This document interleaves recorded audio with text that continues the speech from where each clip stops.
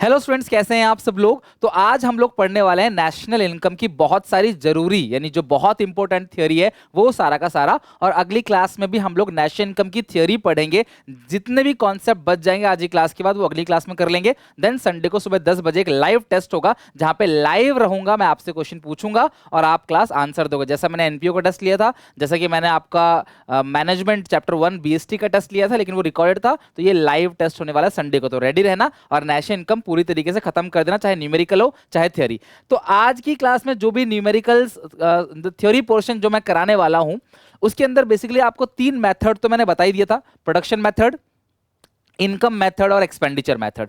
तो आज की क्लास में मैं प्रिकॉशंस बताऊंगा आपको कि प्रोडक्शन मेथड को लगाने से पहले आपको किन किन बातों का ध्यान रखना है। सिमिलरली इनकम मेथड को और एक्सपेंडिचर मेथड को लगाने से पहले आपने किन किन बातों का ध्यान रखना है, यानी कि प्रिकॉशंस।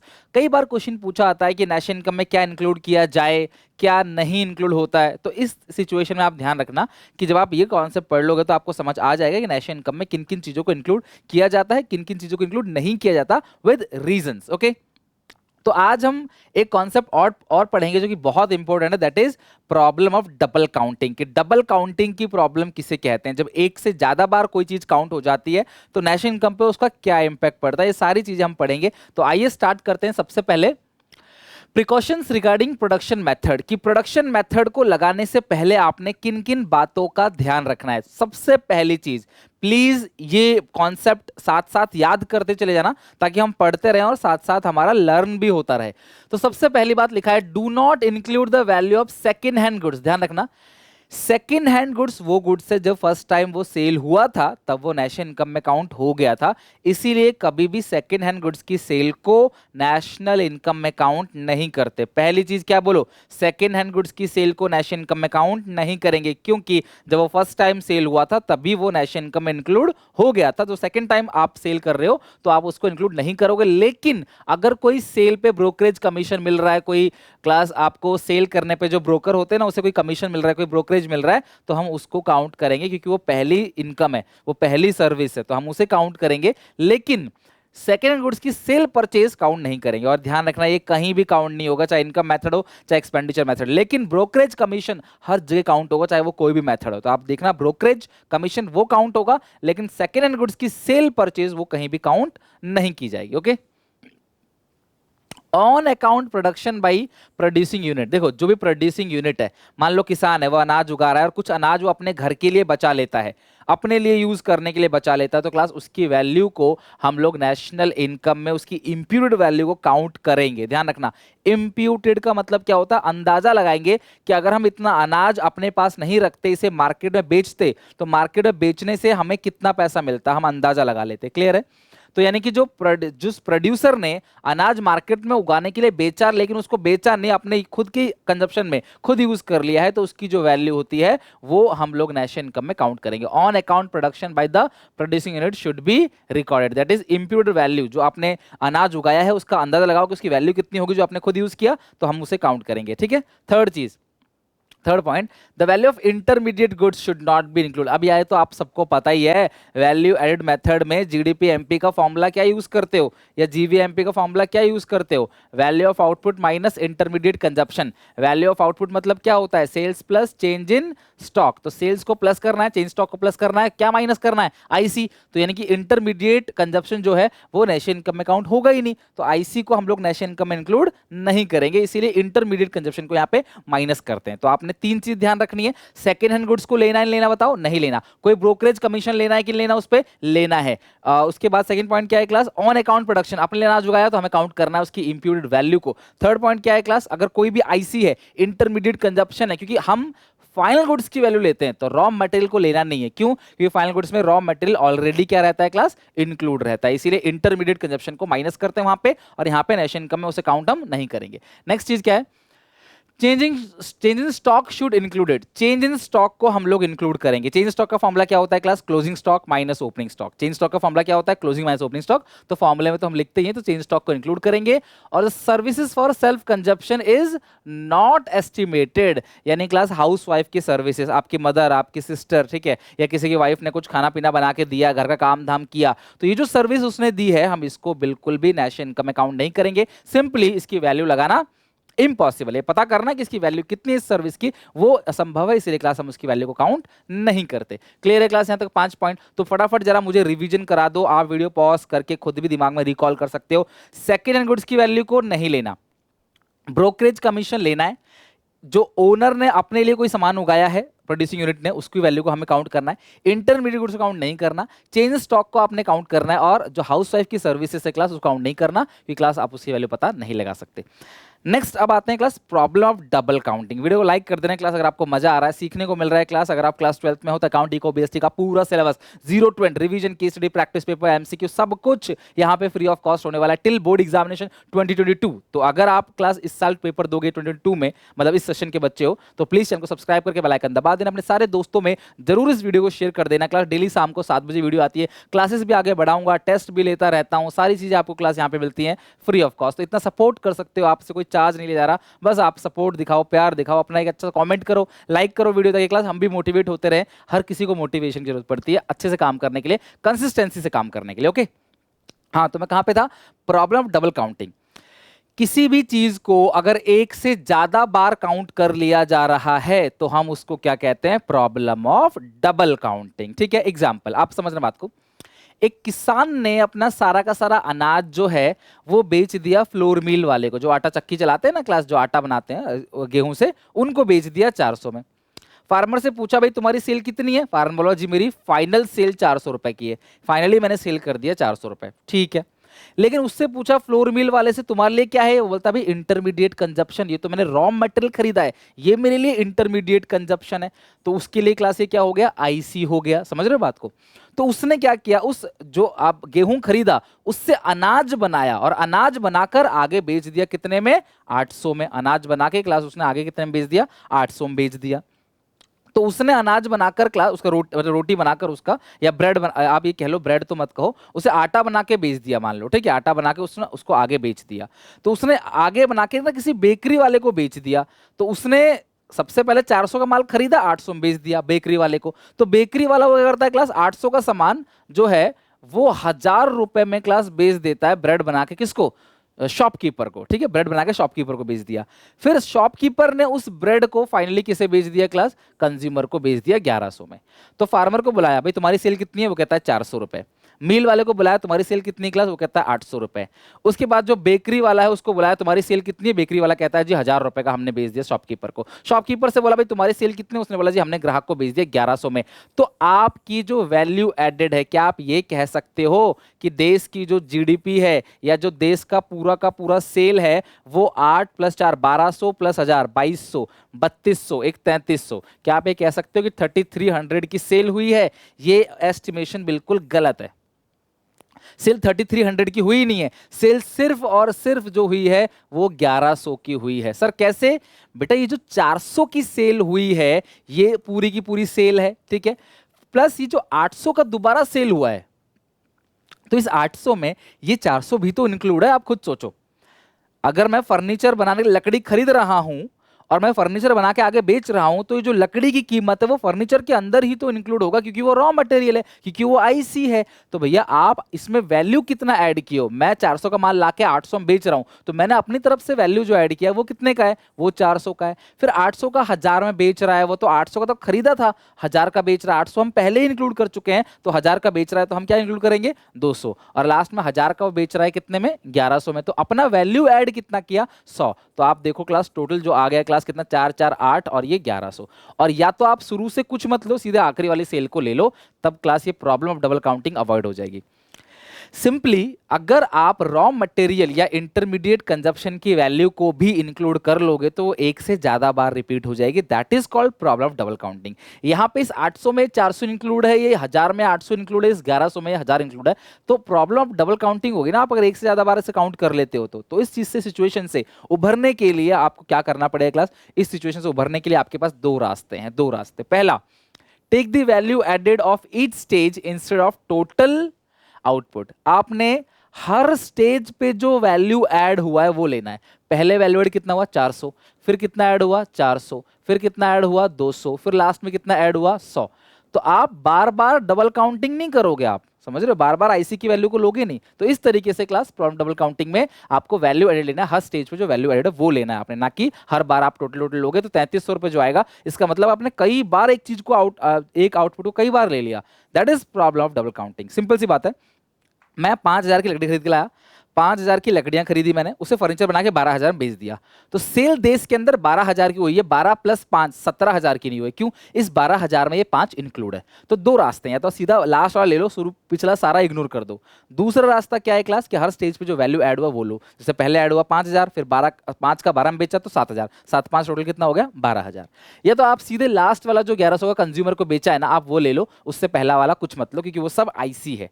तो फिनिश गुड्स की वैल्यू को लो, फाइनल गुड्स की वैल्यू जो कंज्यूमर को बेचा है वो, या हर स्टेज पे जो वैल्यू ऐड किया है आपने वो लो। इस तरीके से हम प्रॉब्लम ऑफ डबल काउंटिंग को अवॉइड कर सकते हैं। क्लियर है यहाँ तक? आई होप आपको प्रॉब्लम ऑफ डबल काउंटिंग भी अच्छे समझ आ गया होगा। सारे के सारे नोट्स हमारा टेलीग्राम चैनल है, सुनील पांडा 2021-2022, ये हमारा टेलीग्राम चैनल है, जहाँ पे 400-500 लोग हमारे साथ जुड़े हुए हैं अभी। तो आप उस चैनल को फ्री ऑफ कॉस्ट ज्वाइन कर सकते हो, यहाँ पे सारे नोट्स आपको मिल जाते हैं, चाहे अकाउंट हो, चाहे इको हो, चाहे बीएसटी, ठीक है, बोर्ड एग्जामिनेशन के लिए।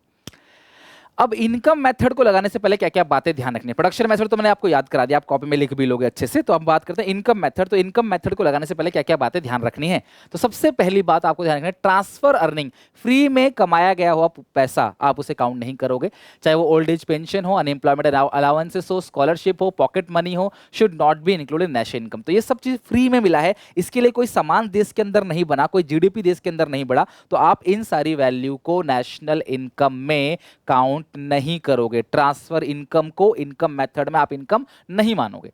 इलीगल एक्टिविटी से कोई पैसा कमाया है, ये तो सर वैसे भी काउंट नहीं करेंगे। इलीगल एक्टिविटी बताता कौन है कि सर हमने यहां से पैसा कमाया। तो illegal activity like gambling, smuggling, ठीक है, थेफ्ट हो गया, हवाला का पैसा हो गया, should not be included in national income. हवाला का समझते हो ना, 2 नंबर का पैसा कन्वर्ट करने के लिए जो होता है, ठीक है, वो सारा। ब्लैक मनी को भी हम लोग काउंट नहीं करेंगे नेशनल इनकम। लॉटरी को भी काउंट नहीं करेंगे, because it is a windfall gain. Lottery क्या है? विंडफॉल गेन है, अचानक से लॉस हो गया, अचानक से गेन हो गया आपको, तो आप इसे काउंट नहीं कर सकते, कुछ प्रोडक्शन नहीं हो रहा इसके बदले, ठीक है। Therefore is no productive activities connected with them. तो ये इन सारी चीजों से कोई भी प्रोडक्टिव एक्टिविटी नहीं हो रही, कोई प्रोडक्शन नहीं हो रहा, इसीलिए हम इनको नेशनल इनकम में काउंट नहीं करेंगे। तो कल को क्वेश्चन पूछेगा इनकम फ्रॉम गैम्बलिंग काउंट करना नहीं करना? नहीं करना। कल को पूछेगा क्लास की पॉकेट मनी मिला है बच्चे को, नेशनल इनकम में काउंट करना है कि नहीं करना? तो आपने वो नहीं करना, ये बात आपने ध्यान रखनी है। तीसरी चीज, ये आप सबको मैं पहले ही बता चुका हूं, सेकेंड हैंड गुड्स की सेल को या सेकेंड हैंड गुड्स की सेल पे कोई इनकम जनरेट हुई है तो हम उसे काउंट नहीं करेंगे, ध्यान रखना। लेकिन अगर कोई ब्रोकरेज है, ठीक है, goods class include in national income, लेकिन कोई कमीशन है, कोई ब्रोकरेज है, अगर वो आपको सेकेंड हैंड गुड्स की सेल पे मिल रहा है तो वो काउंट करेंगे, because these are new factor income for rendering factor services. तो ये सर्विस देने के बदले नई इनकम है, तो हम नई इनकम को जरूर और जरूर काउंट करेंगे। सीधी सीधी बात, सेकेंड हैंड गुड्स की सेल परचेज को काउंट नहीं करना, उसको इनकम जनरेट हुई काउंट नहीं करना, उसमें कोई खर्चा भी होगा तो भी काउंट नहीं करना। लेकिन कोई ब्रोकरेज कमीशन अगर उस पर है तो इनकम मेथड में इनकम काउंट करेंगे, एक्सपेंडिचर मेथड में एक्सपेंस काउंट करेंगे उसको। मतलब ब्रोकरेज कमीशन वो नई होती है ना, पहली सर्विस है, मैं पुरानी चीज बेच रहा हूं पर मेरी मेहनत तो नहीं है ना उसे बेचने के लिए, उसको हम काउंट करेंगे, ठीक है। Do not include income arising from the sale of financial asset. बेटा सुनो, फाइनेंशियल एसेट क्या होता है? Share, debenture. तो शेयर्स आपने बेचा, डिबेंचर बेचा, उससे कोई इनकम आई है क्लास, हम उसको इनकम मेथड में काउंट नहीं करेंगे, क्योंकि these are shares, bond, debentures, government security, buying and selling of these are not an activity related to production of goods. Class shares को बेचना खरीदना जो फाइनेंशियल एक्टिविटी है, इसमें कोई सामान नहीं बन रहा, कोई प्रोडक्शन नहीं हो रहा, किसी चीज का सामान नहीं बन रहा, कुछ प्रोडक्शन नहीं हो रहा, तो इसीलिए क्लास हम इसे काउंट बिल्कुल भी नहीं करेंगे। हाउएवर, जबकि पूरे के पूरे टॉपिक में एक बात तो बिल्कुल आपने क्लास ध्यान रखनी है कि ब्रोकरेज कमीशन को हम काउंट करेंगे। ब्रोकरेज कमीशन हम हमेशा काउंट करेंगे क्लास, चाहे वो सेकंड गुड्स के लिए हो, चाहे वो फाइनेंशियल एसेट के लिए हो। Imputed rent of owner occupied houses, एक मकान है मेरे पास, इसमें नीचे फ्लोर पे मैं रहता हूं, सेल्फ ऑक्युपाइड है, और ऊपर वाला जो फ्लोर है ना, मैंने किराए पे दे रखा है, नीचे का जो ऊपर का जो रेंट है वो 15,000 है। तो जब हम लोग क्लास रेंट कैलकुलेट करेंगे इनकम मेथड में, आता है ना, इनकम मेथड में काउंट करते हैं रेंट, रॉयल्टी, इंटरेस्ट, प्रॉफिट। फटाफट क्लास कमेंट सेक्शन में प्रोडक्शन मेथड का फॉर्मूला लिखो, इनकम मेथड का फॉर्मूला लिखो, एक्सपेंडिचर मेथड का फॉर्मूला लिखो, और इन तीनों से क्या क्या निकलता है फटाफट कमेंट में लिख दो। मैं जानता हूँ बड़ा है, बट इतना बड़ा नहीं, आप इतनी चैटिंग करते हो दोस्तों से व्हाट्सएप, इंस्टाग्राम, फेसबुक पर, तो यहाँ पे कमेंट में लिखो। यकीन मानो मैं इसे लिखवा रहा हूँ ना क्लास, ताकि एक बार जैसे आप लिखोगे ना कमेंट में, आपको हमेशा के लिए याद हो जाएगा वो। एक बार लिखो, वरदान समझ लो, एक बार आप कमेंट में लिखो, देखना आपको हमेशा के लिए याद हो जाएगा। प्रोडक्शन का फॉर्मूला लिखो, इनकम का फॉर्मूला लिखो, एक्सपेंडिचर का फॉर्मूला लिखो, तीनों से क्या क्या निकलता है ये लिख के देखो, आपको देखो पूरा न्यूमेरिकल अच्छे से याद हो जाएगा। तो ये लेट आउट है, 15,000 रुपए किराया। तो हम ये मानेंगे कि हम अपने में भी कितना रहते हैं क्लास, 15,000 किराया। तो हम रेंट 15 नहीं लेंगे, रेंट लेंगे 30,000। यानी कि जैसे किसान अनाज उगा के मार्केट में बेचता नहीं है, खुद उसे यूज करता है, तो उसकी इंप्यूटेड वैल्यू को हम लोग प्रोडक्शन मेथड में काउंट करते हैं। उसी तरीके से यहाँ पे expenditure method, sorry income method में, जो ओनर ने क्लास रेंट पे बिल्डिंग दिया है और जिसपे वो खुद रह रहा है क्लास, उसका जो पार्ट है, अगर मैं खुद नहीं रहता तो मैं इसे रेंट पे देता, ऑब्वियस सी बात है, तो मैं रेंटल इनकम जनरेट करता इससे, तो इसे क्लास हम क्या करेंगे, रेंट में काउंट करेंगे during income method. I hope आपको क्लास ये पांचों पॉइंट समझ आ गया होगा। क्लास सबसे पहली चीज तो आपने ध्यान रखनी है कि ट्रांसफर इनकम को काउंट नहीं करना, इलीगल एक्टिविटी को काउंट नहीं करना, फाइनेंशियल असेट के असेट पे कोई भी चीज काउंट नहीं करना, गेन लॉस जो हो रहा है, और सेकंड गुड्स की सेल परचेज काउंट नहीं करना, बस ब्रोकरेज कमीशन जो है वो काउंट करना है। और ओनर जो अपने मकान में रह रहा है उसका इम्प्यूटेड रेंट, कि अगर मैं अपने मकान में नहीं रहता, मैं किराए पे देता, तो मुझे कितना रेंट मिलता, वो भी हम काउंट करेंगे। Third is expenditure method. Expenditure method में फॉर्मूला तो आप लिख ही दोगे कमेंट सेक्शन में, जीडीपी एमपी निकलता है इससे। इसके अंदर कौन कौन से खर्चे हम काउंट नहीं करेंगे या कौन कौन से करेंगे। Do not include expenditure on intermediate goods. मैं आपको जो प्रोडक्शन मेथड में पढ़ा है उससे अलग कुछ नहीं है, सब चीज सेम है। तो प्रोडक्शन मेथड में हम आईसी काउंट नहीं करते थे, यहाँ पे भी क्लास एक्सपेंडिचर मेथड में भी हम उस गुड्स पे, इंटरमीडिएट गुड्स पे किया गया हुआ कोई भी खर्चा, कि जो इंटरमीडिएट गुड्स पे जो खर्चा किया है हम उसे काउंट यहाँ पे नहीं करेंगे। Do not include, sorry include impute expenditure on the self consumed और ऑन अकाउंट प्रोड्यूस। देखो जो अनाज हमने खुद उगाया है या जो चीज हमने खुद कंज्यूम की है, उस पे अगर कोई भी क्लास खर्चा हुआ है, उस चीज के ऊपर कोई भी खर्चा हुआ है, तो क्लास उसको हम लोग काउंट करेंगे। ठीक है, include impute expenditure on self consume और ऑन अकाउंट प्रोड्यूस। जो भी हमने अपने लिए अनाज उगाया है, हम उसकी वैल्यू को जरूर काउंट करते हैं प्रोडक्शन मेथड में। उसी तरह से उस सामान को उगाने में जो खर्चा हुआ है, अपने लिए जो चीज हम खुद यूज कर रहे हैं, उस सामान को उगाने में जो खर्चा हुआ है, वो सारा का सारा हम एक्सपेंडिचर मेथड में काउंट करेंगे। थर्ड क्या है, do not include expenditure on transfer payment. मैंने आपको बताया ना, ट्रांसफर पेमेंट क्या होता है, फ्री में जो पेमेंट हुई है। तो अगर फ्री में कोई पेमेंट हुआ है, सब्सिडी दी है, देखो फ्री में कोई कमाई हुई है, वो हम काउंट नहीं करेंगे। लाइक क्लास अगर हमको स्कॉलरशिप मिल रहा है, या क्लास हमको सब्सिडी मिल रहा है, या फिर क्लास हमको ये कह लो कि अनएम्प्लॉयमेंट अलाउंसेस मिल रहा है, पॉकेट मनी मिल रहा है, तो जो मेरे को मिल रहा है इनकम है, तो उसे काउंट नहीं करेंगे, ट्रांसफर इनकम है। यही सेम चीज खर्चे के लिए बन जाता है ट्रांसफर पेमेंट या ट्रांसफर एक्सपेंसेस। ठीक है, तो ट्रांसफर पेमेंट को भी एक्सपेंडिचर मेथड में काउंट नहीं करेंगे, ट्रांसफर इनकम को इनकम मेथड में काउंट नहीं करेंगे। Do not include expenditure on financial asset. Income method में फाइनेंशियल असेट यानी शेयर डिबेंचर पे कोई इनकम आई है तो हम काउंट नहीं करेंगे, और एक्सपेंडिचर मेथड में शेयर डिबेंचर पे कोई खर्चा हुआ है तो हम उसे काउंट नहीं करेंगे। मतलब चीजें सेम ही है, अलग कुछ नहीं है। Do not include expenditure on sale of second goods. तो बताई दे क्लास मैंने आपको, सेकंड हैंड गुड्स की सेल परचेज पे कोई भी इनकम आई है उसे इनकम मेथड में काउंट नहीं करेंगे, एक्सपेंडिचर मेथड में काउंट नहीं करेंगे, प्रोडक्शन में उसकी सेल परचेज काउंट नहीं करेंगे। तो यानी कॉमन कॉन्सेप्ट है। आई होप आपको प्रोडक्शन मेथड, इनकम मेथड और एक्सपेंडिचर मेथड पूरी तरीके से इनके प्रिकॉशंस अच्छे से लर्न हो गया होगा।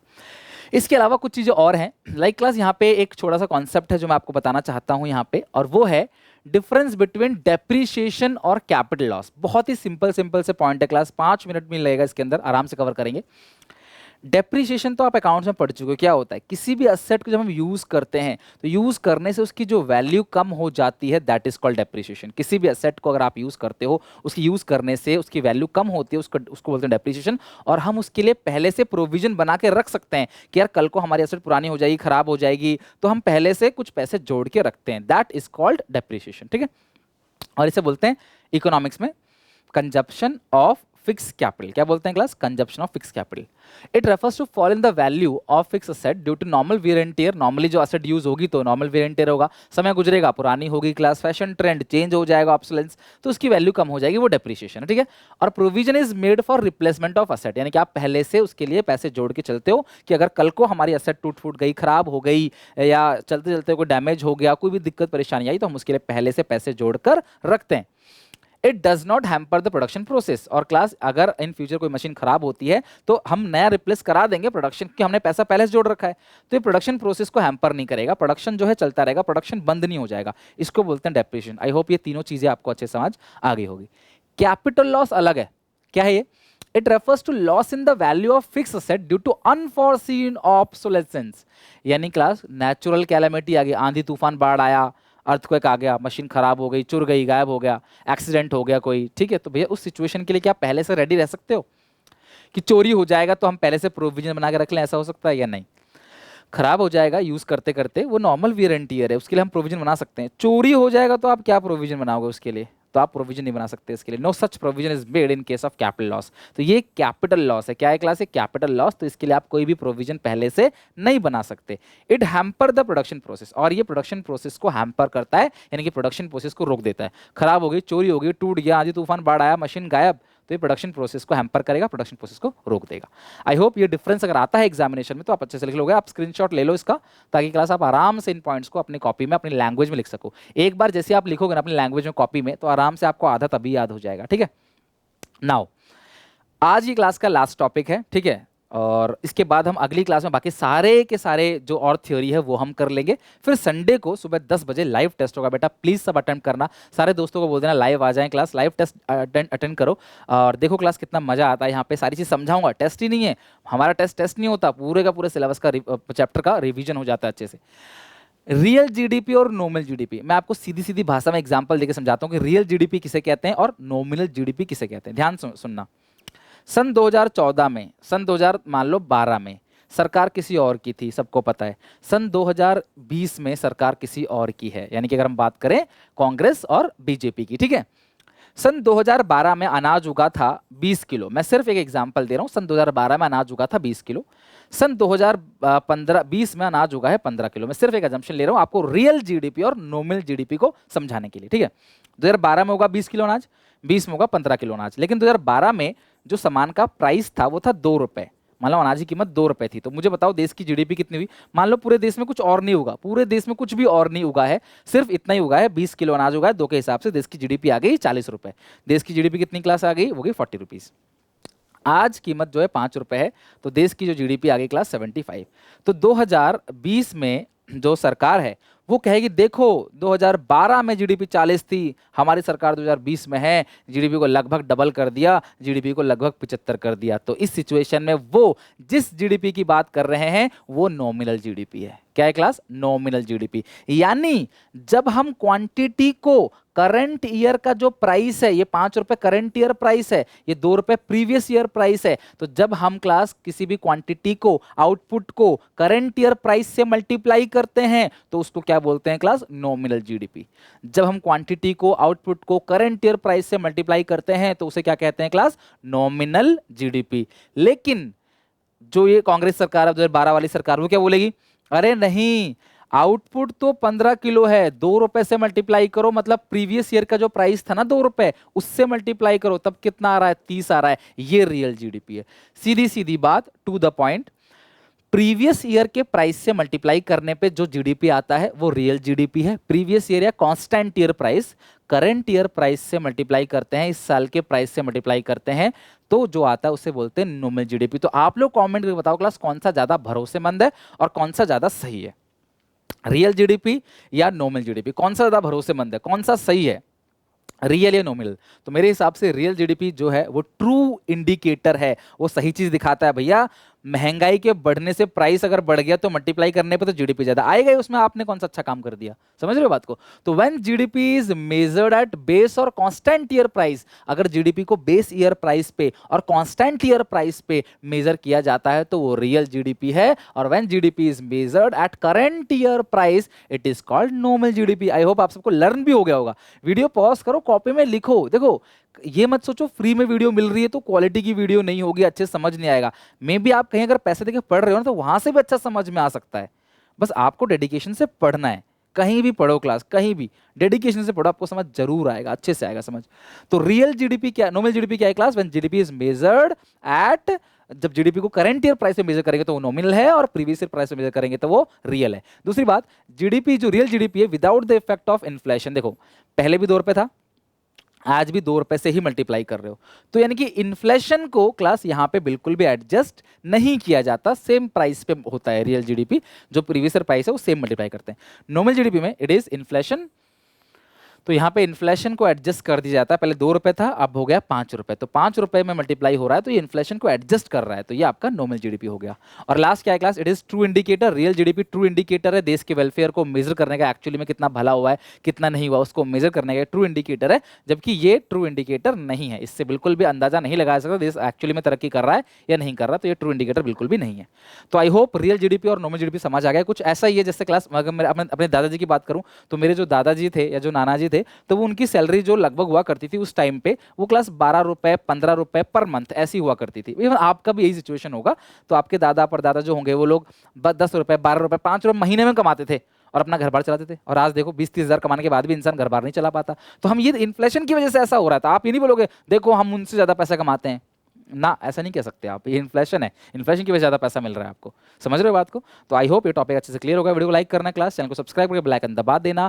प्लीज कमेंट में सारे फॉर्मूले लिखो, और क्लास जो भी आपको बोलना है जो बातें करनी है प्लीज कमेंट में करो। यहाँ पे क्लास मैं आपके कमेंट का रिस्पॉन्ड करूंगा। टेक केयर, बाय बाय, मिलते हैं नेक्स्ट वीडियो में। और इतना पढ़ के आना, और संडे को 10 बजे टेस्ट रेडी रहना। कल हम लोग जो है वो खत्म करेंगे अपना एक और यूनिट, जो सॉरी एक और कुछ थ्योरी है वो हम कल खत्म करते हैं। टेक केयर, बाय बाय, मिलते हैं नेक्स्ट वीडियो में।